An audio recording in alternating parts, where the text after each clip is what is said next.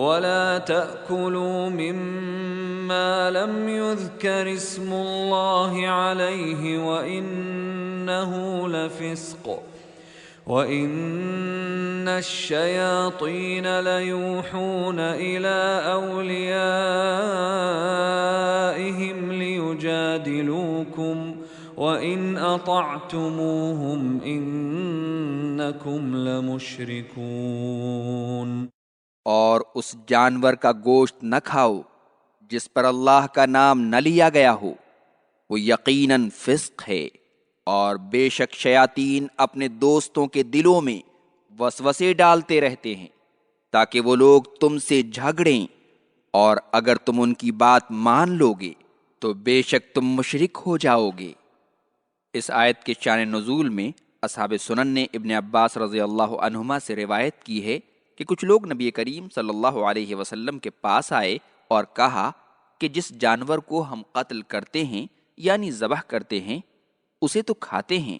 اور جسے اللہ قتل کرتا ہے یعنی مر جاتا ہے اسے نہیں کھاتے، تو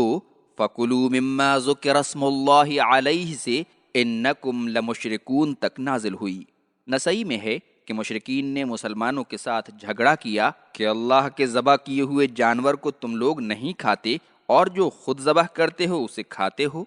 جو جانور اللہ کا نام لے کر ذبح نہ کیا جائے اس کی حلت کے بارے میں علماء کے 3 مشہور اقوال ہیں۔ پہلا قول داؤد ظاہری، ابو ثور، ابن عمر رضی اللہ عنہما، نافع، شعبی، ابن سیرین اور ایک روایت کے مطابق مالک اور احمد کا ہے کہ جو جانور بسم اللہ پڑھ کر ذبح نہیں کیا گیا ہے اس کا کھانا جائز نہیں ہے، چاہے قصدن نہ پڑھا ہو یا بھول گیا ہو۔ نمبر 1،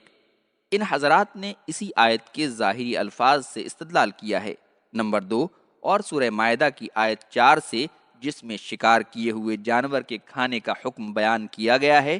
فَكُلُوا مِمَّا أَمْسَكْنَا عَلَيْكُمْ وَاذْكُرُوا اسْمَ اللَّهِ عَلَيْهِ، کہ جن جانوروں کو شکاری جانوروں نے تمہارے لیے پکڑ رکھا ہو انہیں کھاؤ اور اس پر بسم اللہ پڑھ لیا کرو۔ نمبر 3، اور ان احادیث سے بھی استدلال کیا ہے جن میں ذبح اور شکار کرتے وقت بسم اللہ کہنے کا حکم آیا ہے، جیسا کہ صحیحین میں مروی ہے کہ رسول اللہ صلی اللہ علیہ وسلم نے عدی بن حاتم اور ابو ثعلبہ رضی اللہ عنہما سے کہا، اگر تم اپنے سکھائے ہوئے کتے کو بسم اللہ کہہ کر چھوڑو تو اس کا شکار کھاؤ۔ اور صحیحین میں رافع بن خدیج رضی اللہ عنہ سے مروی ہے کہ رسول اللہ صلی اللہ علیہ وسلم نے فرمایا، جو اعلیٰ ذبح کرتے وقت خون نکال دے اور اس پر اللہ کا نام لیا گیا ہو اسے کھاؤ، اور دانت اور ناخن سے ذبح نہ کرو۔ اور صحیح مسلم میں عبداللہ بن مسعود رضی اللہ عنہ سے مروی ہے کہ رسول اللہ صلی اللہ علیہ وسلم نے جنوں سے فرمایا، تمہارے لیے ہر وہ ہڈی کھانا جائز ہے جس پر ذبح کرتے وقت اللہ کا نام لیا گیا ہو۔ اور صحیحین میں جندب بجلی رضی اللہ عنہ سے مروی ہے کہ رسول اللہ صلی اللہ علیہ وسلم نے فرمایا، جس نے عید کی نماز سے پہلے ذبح کر لیا ہے وہ ایک دوسرا جانور ذبح کرے، اور جس نے نماز سے پہلے ذبح نہیں کیا ہے وہ بسم اللہ پڑھ کر ذبح کرے۔ اور حضرت عائشہ رضی اللہ عنہا کی حدیث ہے، کچھ لوگوں نے رسول اللہ صلی اللہ علیہ وسلم سے پوچھا کہ لوگ ہمیں گوشت دیتے ہیں اور ہم نہیں جانتے کہ انہوں نے ذبح کرتے وقت بسم اللہ کہا تھا کہ نہیں، تو آپ نے فرمایا بسم اللہ کہو اور کھاؤ، یعنی صحابہ اکرام جانتے تھے کہ ذبح کرتے وقت بسم اللہ کہنا ضروری ہے۔ دوسرا قول یہ ہے کہ ذبح کرتے وقت بسم اللہ کہنا مسلمانوں کے لیے شرط نہیں ہے بلکہ مستحب ہے، اس لیے اگر کوئی مسلمان قصدن یا بھول کر بسم اللہ چھوڑ دیتا ہے تو کوئی نقصان کی بات نہیں ہے۔ یہ قول امام شافعی اور ان کے اصحاب کا ہے، اور ایک روایت کے مطابق امام مالک اور امام احمد کا بھی یہی قول ہے۔ ابن عباس، ابو ہریرہ اور عطا سے بھی یہی مروی ہے۔ ان حضرات نے آیت کریمہ وَلَا تَأْكُلُوا مِمَّا لَمْ يُذْكَرِ اسْمُ اللَّهِ عَلَيْهِ وَإِنَّهُ لَفِسْقٌ کو غیر اللہ کے لیے ذبح کیے گئے جانور پر محمول کیا ہے، اس لیے کہ فسق وہی جانور ہوگا جسے غیر اللہ کے نام سے ذبح کیا گیا ہو۔ ان کے نزدیک اس مفہوم کی تائید بعد میں آنے والی آیت او فسقن اہل لغیر اللہ سے ہوتی ہے کہ وہ جانور حرام ہے جو شرک کے طور پر غیر اللہ کے نام سے چھوڑا گیا ہو۔ ابن ابی حاتم نے عطا سے روایت کی ہے کہ یہ آیت ان جانوروں کے بارے میں نازل ہوئی تھی جنہیں قریش اپنے بتوں کے نام پر ذبح کرتے تھے، اور ان جانوروں کے بارے میں جنہیں مجوسی ذبح کر دیں۔ اور ابو داود نے اپنے مراسیل میں صلت سدوسی سے روایت کی ہے کہ رسول اللہ صلی اللہ علیہ وسلم نے فرمایا، مسلمان کا ذبیحہ حلال ہے، چاہے بسم اللہ پڑھے یا نہ پڑھے۔ اگر وہ نام لے گا تو صرف اللہ کا لے گا۔ اور اس کی تائید ان کے نزدیک ابن عباس رضی اللہ عنہما کے قول سے ہوتی ہے، جسے دارقطنی نے روایت کی ہے کہ اگر مسلمان ذبح کرے اور اللہ کا نام لے تو اسے کھائے، اس لیے کہ مسلمان کے اندر اللہ کے ناموں میں سے ایک نام ہے۔ اور عائشہ رضی اللہ عنہا کی گزشتہ حدیث سے بھی استدلال کیا ہے، جس میں نبی کریم صلی اللہ علیہ وسلم نے نئے مسلمانوں کے دیے ہوئے گوشت کے بارے میں فرمایا کہ تم لوگ بسم اللہ کہو اور کھاؤ۔ یہ لوگ کہتے ہیں کہ اگر بسم اللہ کہنا شرط ہوتا تو جب تک ذبح کرتے وقت اسے کہنے کا یقین نہ ہو جاتا، آپ صلی اللہ علیہ وسلم ان کو کھانے کی اجازت نہ دیتے۔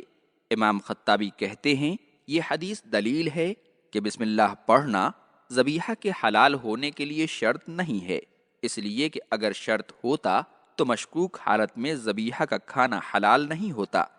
ان حضرات نے قرآن کریم کی آیت وَطَعَامُ الَّذِينَ أُوتُوا الْكِتَابَ حِلٌّ لَكُمْ اور اہل کتاب کا کھانا تمہارے لیے حلال ہے سے بھی استدلال کیا ہے، اس لیے کہ یہ شک بہرحال باقی رہتا ہے کہ انہوں نے بسم اللہ کہا ہے یا نہیں۔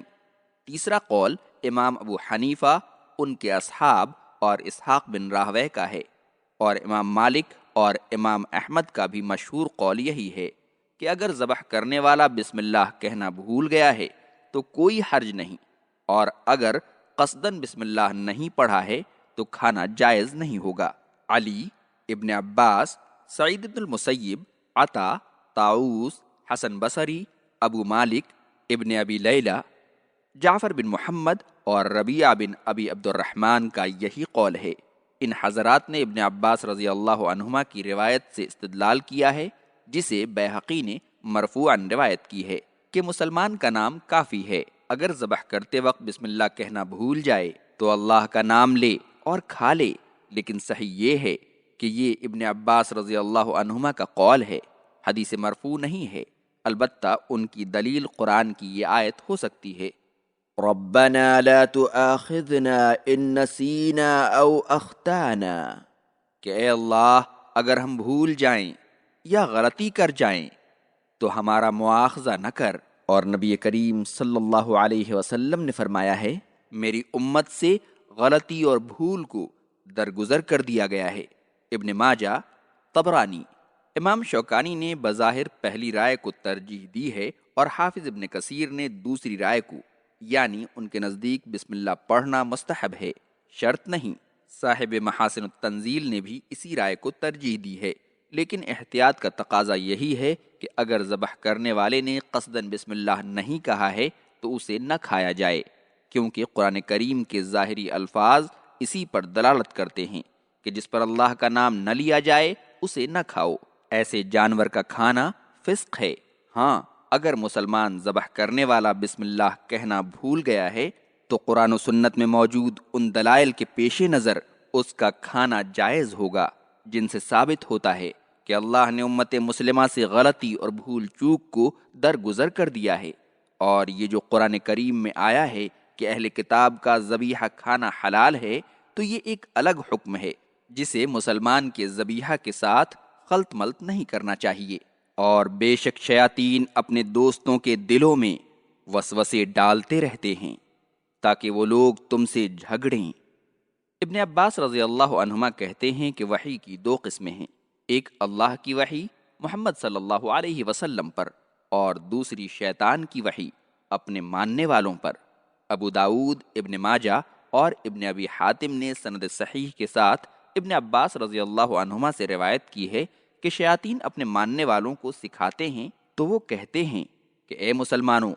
تم لوگ اللہ کے ذبح کیے ہوئے کو نہیں کھاتے اور جسے خود ذبح کرتے ہو کھاتے ہو؟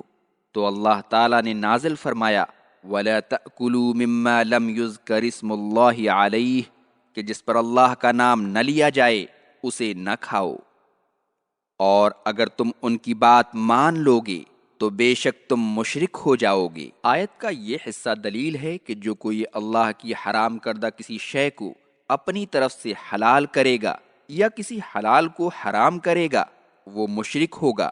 ترمذی نے اتخذوا احبارهم ورهبانهم اربابا من دون اللہ کی تفسیر میں عدی بن حاتم رضی اللہ عنہ سے روایت کی ہے، انہوں نے کہا یا رسول اللہ، اہل کتاب نے اپنے احبار و رہبان کی عبادت تو نہیں کی؟ تو آپ نے فرمایا کہ احبار و رہبان نے حلال کو حرام اور حرام کو حلال بنایا اور لوگوں نے ان کی اتباع کی، یہی ان کی عبادت تھی۔